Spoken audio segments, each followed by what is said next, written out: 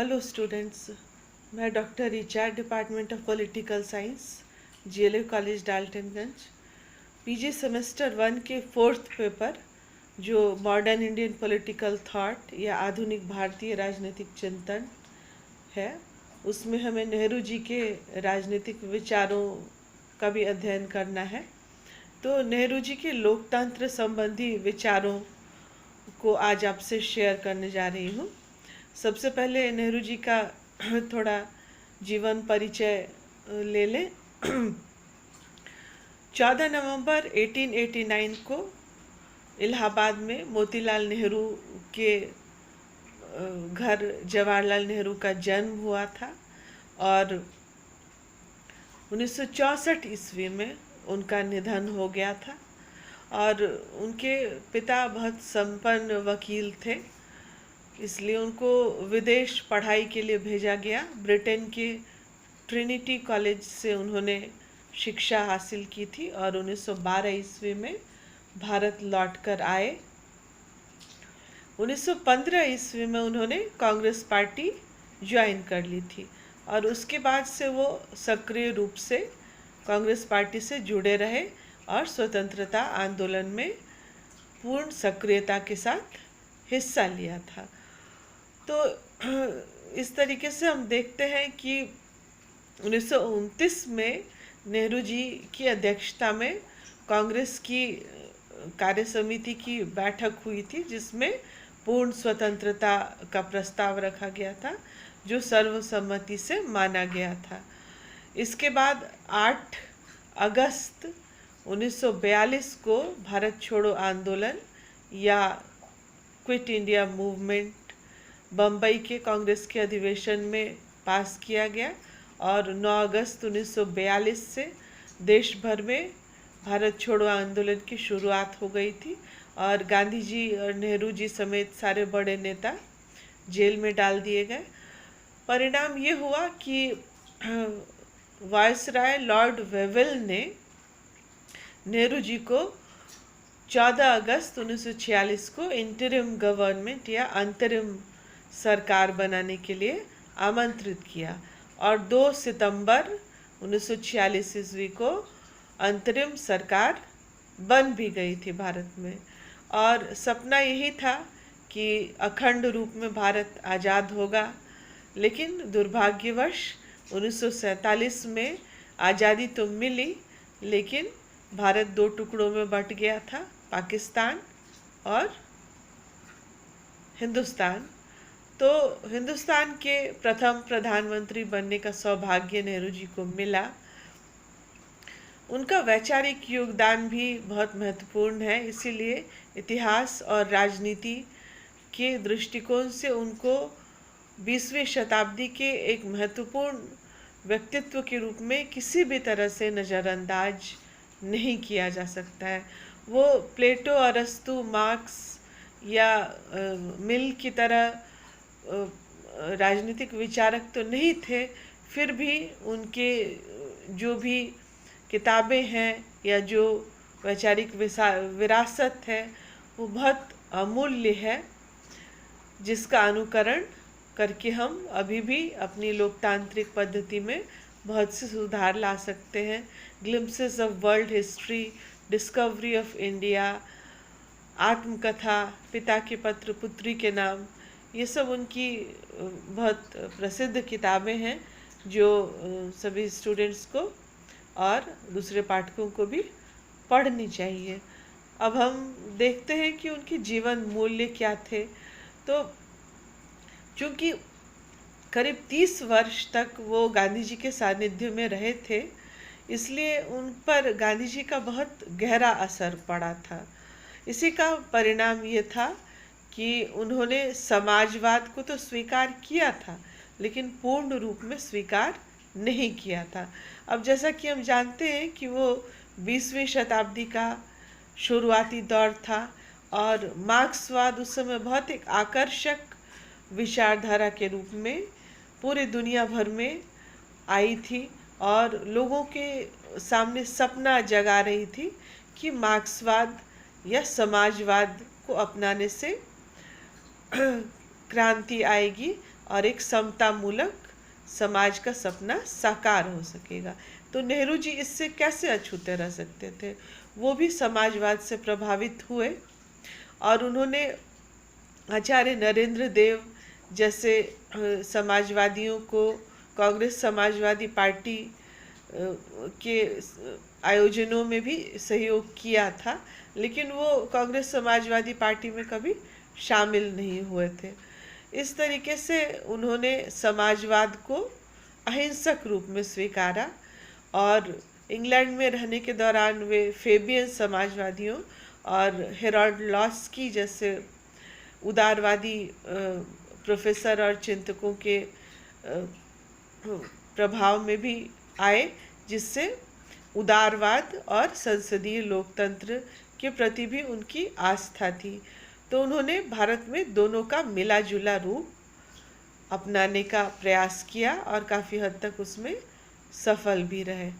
इसीलिए नेहरू के लोकतंत्र को लोकतांत्रिक समाजवाद कहा जाता है। फिर गांधी जी का दूसरा प्रभाव जो महत्वपूर्ण उन पर पड़ा था वो ये था कि वो उनकी तरह धार्मिक तो नहीं बन सके थे, लेकिन आस्तिक जरूर बन गए थे। उनका ये कहना था कि कोई भी शक्ति जो हमें लघुता यानी छोटे रूप से जीवन में ऊंचाइयों तक उठने के लिए प्रेरित करती है, वो चाहे कोई पाषाण प्रतिमा यानी पत्थर की मूर्ति ही क्यों न हो, बहुत महत्वपूर्ण है, अतः उसको महत्व दिया जाना चाहिए। और वो बौद्ध धर्म से भी प्रभावित थे। इस तरीके से इन जीवन मूल्यों पर चलते हुए भारतीय राजनीति को दिशा देने का दायित्व नेहरू जी के कंधों पर सौंप दिया गया था, अर्थात उन्हें स्वतंत्र भारत का पहला प्रधानमंत्री 1947 ईस्वी में बनाया गया था। अब नेहरू जी के लोकतांत्रिक विचारों के बारे में अगर हम शुरुआत करें तो सबसे पहले ये कहना जरूरी होगा कि नेहरू जी के लिए लोकतंत्र एक जीवन पद्धति थी, यानी कि जीवन जीने का एक नज़रिया था। उनके लिए यह उन बातों को बर्दाश्त करने का भी एक माध्यम था जिनसे हम असहमत हो सकते हैं, अर्थात असहमति को लोकतंत्र में वो बिल्कुल वैध स्थान देते थे। इसीलिए उन्होंने विपक्षी दलों को पूरा महत्व दिया और उनका ये मानना था कि लोकतंत्र में विपक्षी दलों के होने से लोगों का व्यक्तित्व भी विकसित होता है और उनकी सृजन क्षमता भी विकसित होती है। अतः संसद में भी विपक्षी दलों के नेताओं की बात वो बहुत ध्यान से सुनते थे और निवारक नज़रबंदी अधिनियम जब वो लाए थे तो उस समय संसद में श्यामा प्रसाद मुखर्जी ने उनका कड़ा विरोध करते हुए ये कहा था कि ये कैसा नेहरू है जिसने रॉलेट एक्ट का विरोध किया था और आज वैसा ही कड़ा कानून पारित करना चाह रहा है। तो उन्होंने इस कटु आलोचना को भी सहा और बहुत लोकतांत्रिक तरीके से बर्दाश्त किया था। और दूसरा बहुत कटु विरोध नेहरू का हुआ था जब भारत चीन युद्ध हुआ 1962 में। तो उस समय के रक्षा मंत्री कृष्ण मेनन पर विपक्षी दलों ने बहुत कटु आघात करने शुरू किए थे, जबकि नेहरू जी कृष्ण मेनन के बहुत बड़े प्रशंसक थे और उनकी कार्यशैली से भी सहमत थे, लेकिन विपक्ष की मर्यादा और मान को रखते हुए उन्होंने कृष्ण मेनन को अपने मंत्रिमंडल से हटा दिया था। फिर अगर हम देखें तो पाएंगे कि संसदीय परंपराओं को निर्धारित करने और परंपराओं मान्यताओं को आगे बढ़ाने में नेहरू जी का बहुत महत्वपूर्ण योगदान रहा था। श्यामलाल शखदर जैसे विचारक का कहना है कि संसद में उनका प्रवेश करने का तरीका, अध्यक्ष के सामने सिर झुकाना और संसदीय मर्यादाओं का जिस शालीनता से वे पालन करते थे वे सचमुच अनुकरण करने योग्य हैं और वे संसद में हर सदस्य की बात सुनते थे, चाहे वो पक्ष का हो या विपक्ष का हो। इस तरीके से संसदीय मर्यादा की एक बहुत अद्भुत विरासत नेहरू जी ने छोड़ी थी। इसके बाद वे सहकारी खेती का प्रस्ताव भी लेकर आए थे, जिसमें वे जमीन पर से किसानों की मालकियत को समाप्त कर देना चाहते थे।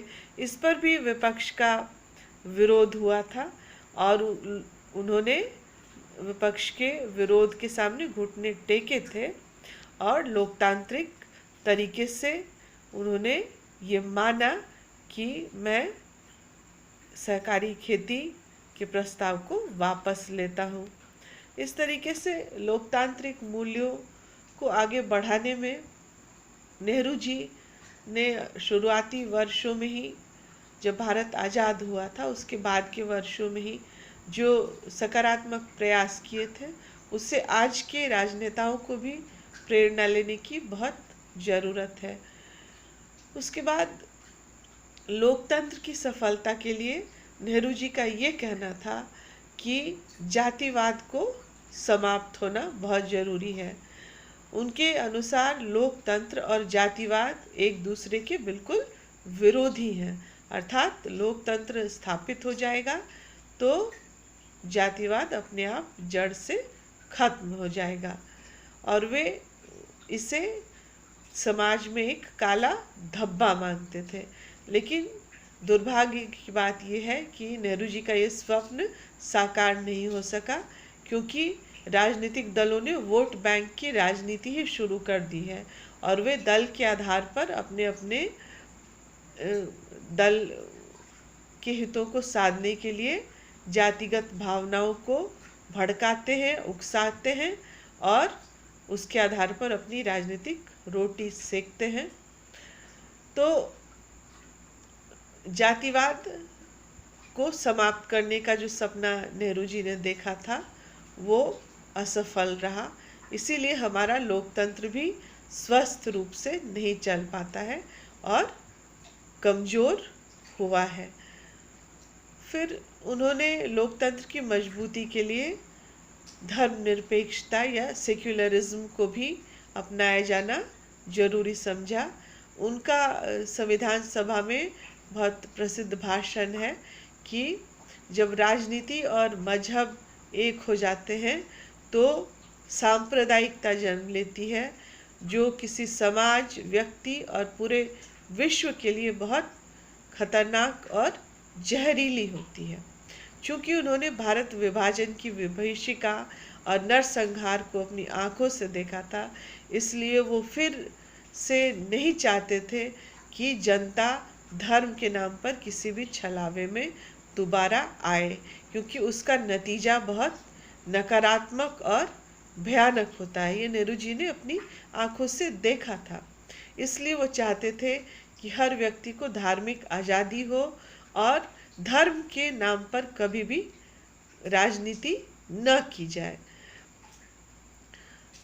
इस प्रकार धर्मनिरपेक्षता को अगर सही ढंग से लिया जाता, सकारात्मक ढंग से लिया जाता, तो आज देश की तस्वीर कुछ और होती।